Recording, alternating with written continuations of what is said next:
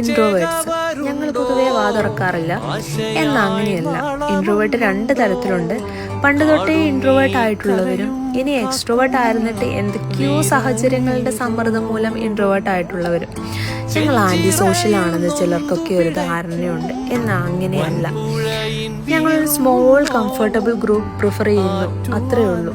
പറയാൻ പറ്റുപോയി, ഞാൻ ഈ 2ാമത്തെ കാറ്റഗറിയിൽ പെടുന്ന ആള്. ഇതൊക്കെ എപ്പോൾ എങ്ങനെ സംഭവിച്ചു എന്ന് എനിക്കറിയില്ല.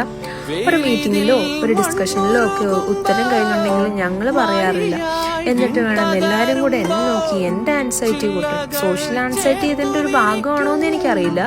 പക്ഷേ ഇപ്പോൾ ക്രൗഡൊക്കെ കാണുമ്പോൾ എൻ്റെ നെഞ്ച് പെടപെടാന്നിരിക്കും. പിന്നെ വലിയ അത്യാവശ്യമൊന്നും ഇല്ലെങ്കിൽ ദൈവത്തെ ഓർത്ത് ഞങ്ങളെ വിളിക്കരുത്, ടെസ്റ്റ് ചെയ്താൽ മതി, റിപ്ലൈ തരാം. പിന്നെ നേരിട്ട് കാണുമ്പോൾ ജാടയും ആറ്റിറ്റ്യൂഡും ഒക്കെ ആണെന്ന് തോന്നും. പക്ഷെ കോൺവെർസേഷൻ എങ്ങനെയാണ് ഇനീഷ്യേറ്റ് ചെയ്യേണ്ടത് എന്നറിയാത്തത് കൊണ്ട് സംസാരിക്കേണ്ടതിന്